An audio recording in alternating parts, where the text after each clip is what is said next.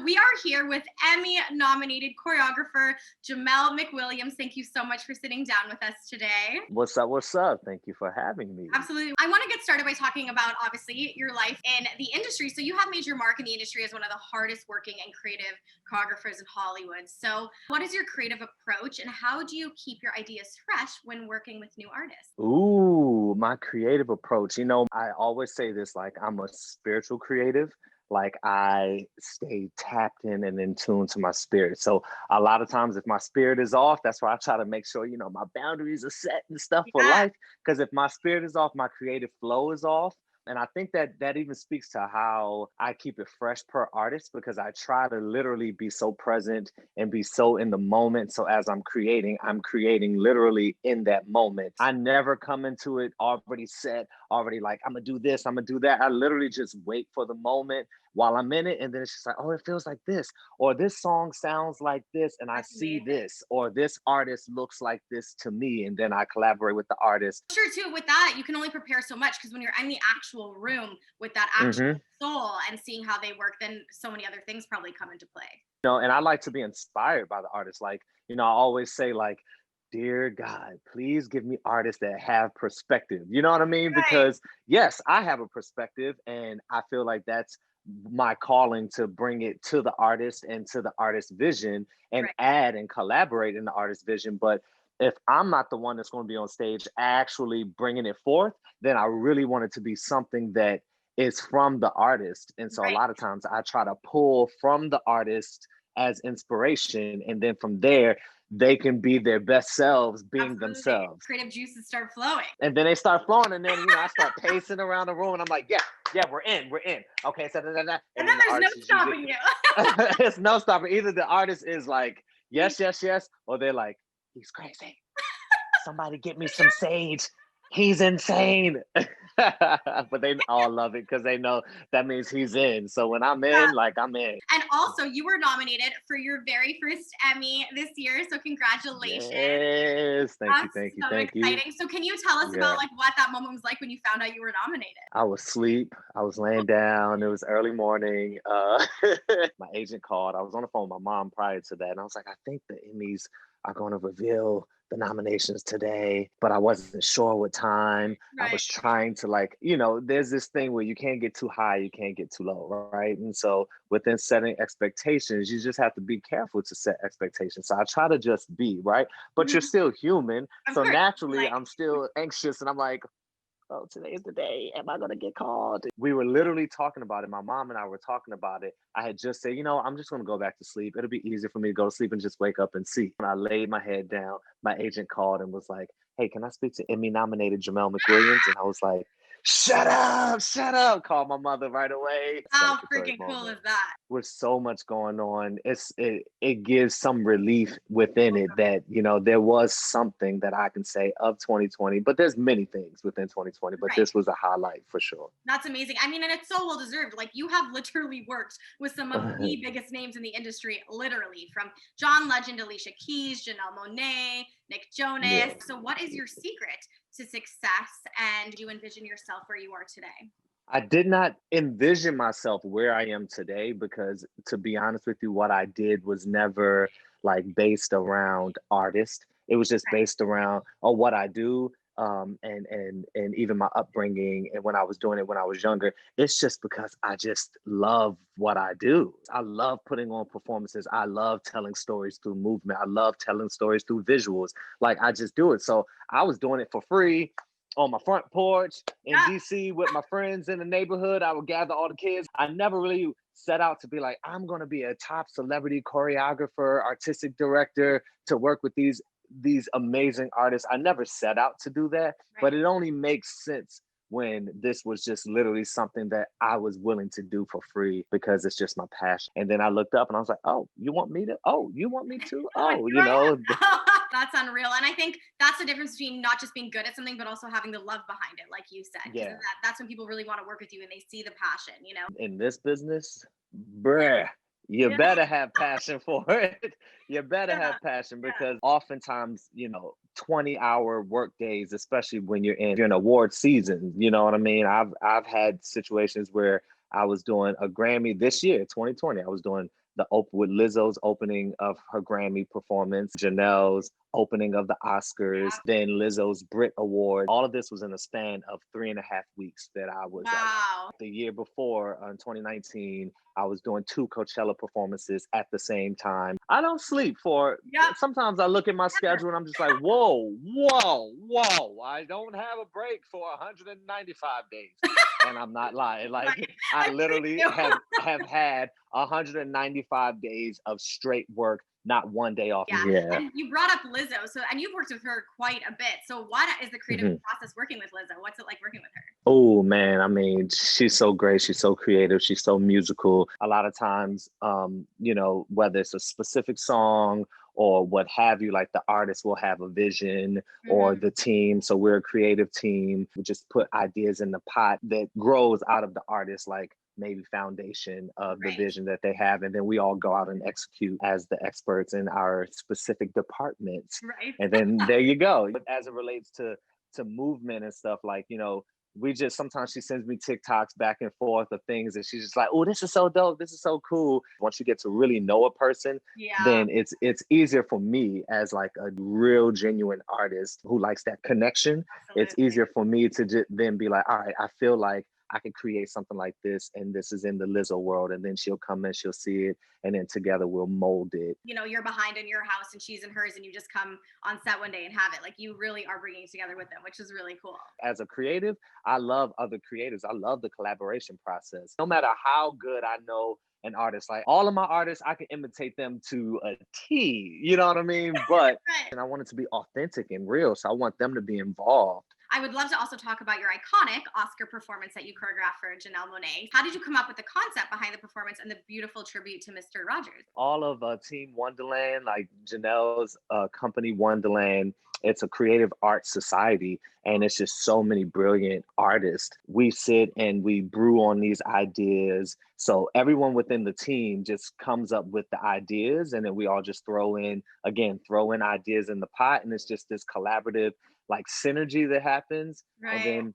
voila. Now, naturally, And once it voila. goes from like voila, this is what I mean about you gotta love this. I'm on the phone, especially during like the inception periods of these things. I'm on the phone all day long, just Oh, I'm coming up with sure. other ideas, throwing in ideas and receiving all the ideas and Yeah. taking ideas and saying, okay, I think we can execute it this way. Chanel is a Mhm. visionary and she's the leader over She's an here. absolute, And yeah, unbelievable. yeah, That whole performance, yeah. I swear I've watched that thing over like 25 times. Do you Thank ever you. get Thank like, you. do you ever feel pressure putting on these iconic performances? Do you get any like brain blocks or anything like that, knowing the pressure of such a big performance that you're choreographing? Yeah. Hell yeah. I get Yeah. so much pressure. I put the pressure on myself Right. though, because I know that like the artists that I work with are all like, Jamel, just trust your instincts, trust your gut. That's why I have you here, is because I believe in you. I trust you. I am human as much as I'm an artist who is sensitive about my stuff. Naturally, I think because I love and care about what I do,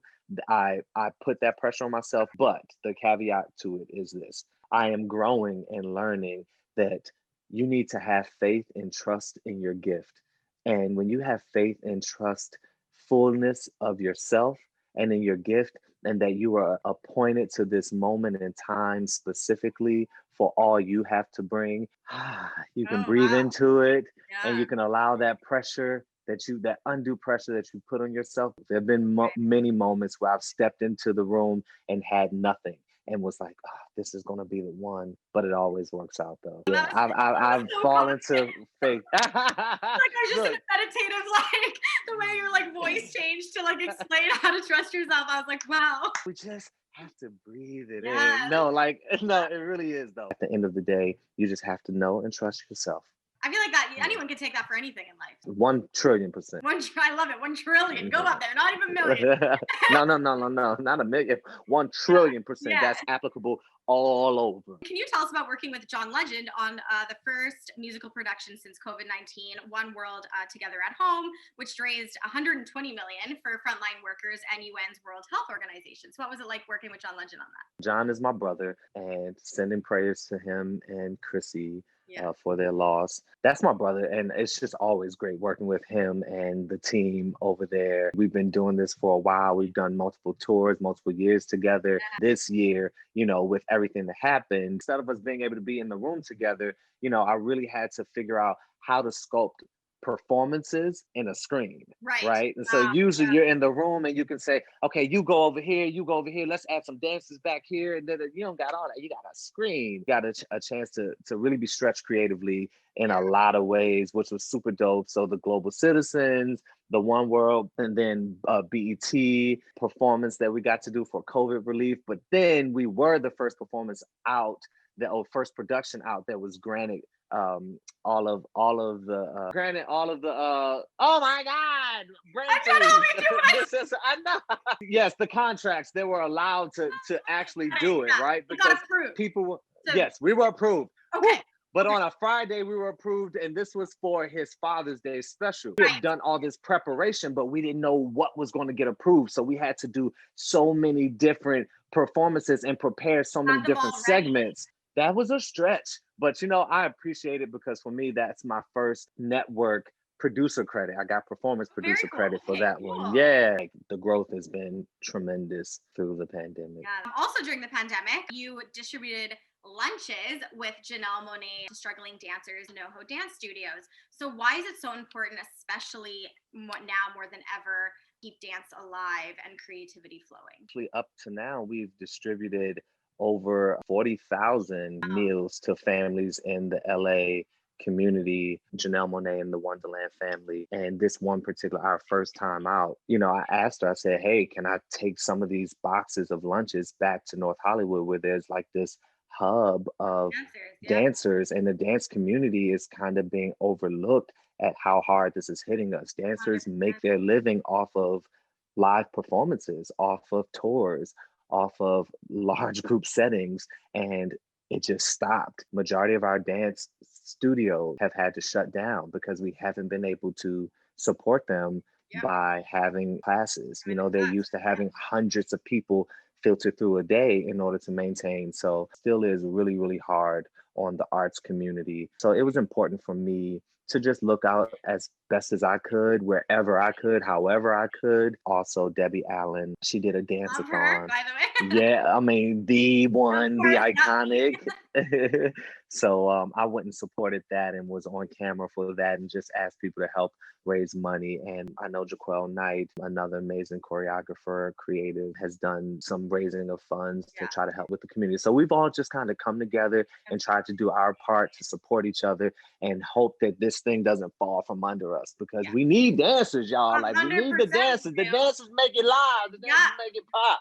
Yeah, absolutely. You heard it. Can you imagine these performances on TV with no dancers? No, it's not the same at all. Can you imagine these musicals with no dancers? Like, come on, dancers are integral and dancers are athletes, and we just need to find ways to support that throughout. So, God is good. Everything is going to work out. Everybody is staying encouraged, and I hope so. If not, I'm here to encourage everybody. Like, let's just stay encouraged. We will get through this. Love that. And your list of credits obviously is beyond impressive. So what would you say is one of your favorite memories to date, if you could pick one, which I'm sure is very hard?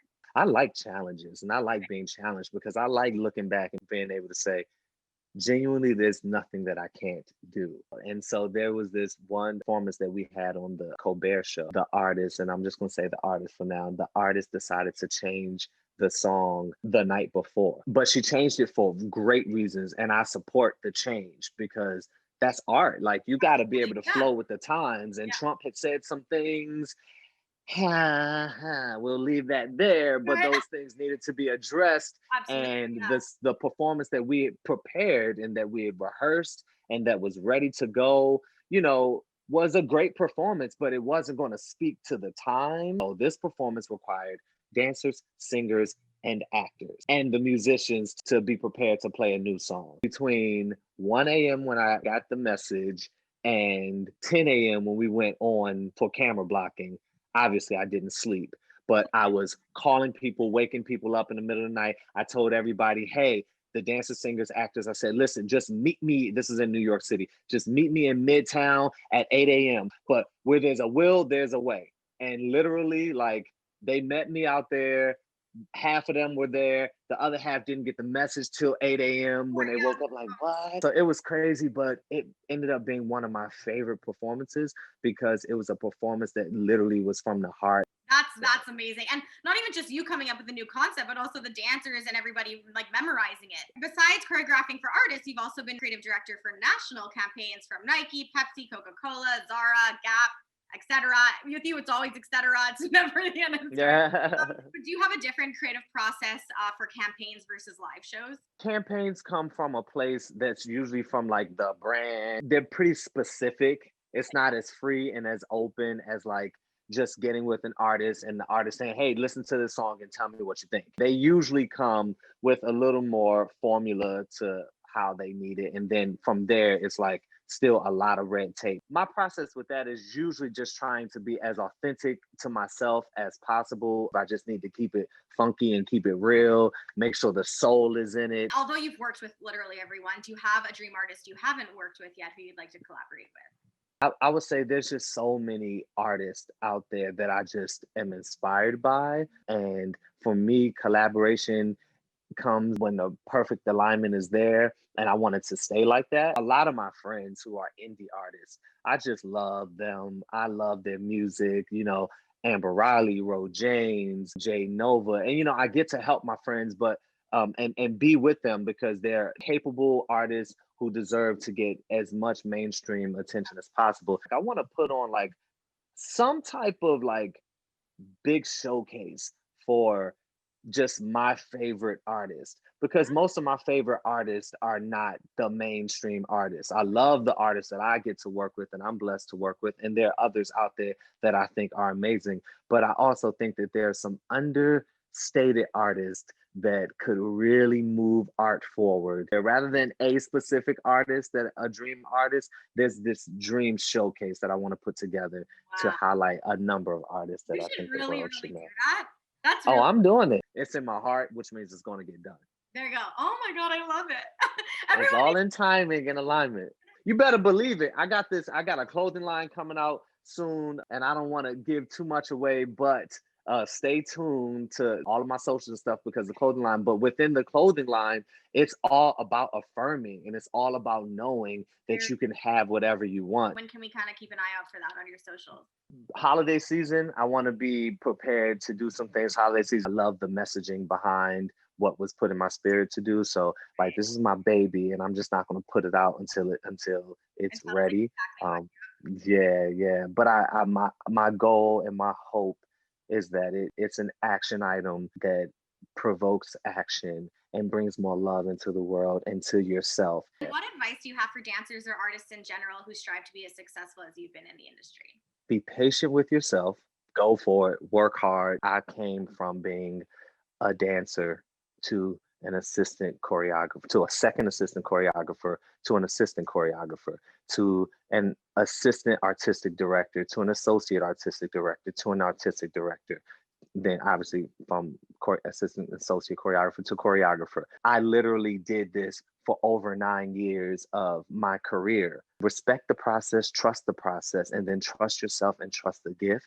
Be patient with yourself, know yourself, take time to know yourself, do things other than just that one thing that you want to do because everything you pull from everything in life as inspiration. So the more you do, the more you have to give. Lastly, you said you have the clothing line coming up, but do you have any other up and coming projects that we don't know about? I'm working on TV right now with some shows that I'm in the process of pitching and producing. So I'm putting on my executive producer hat.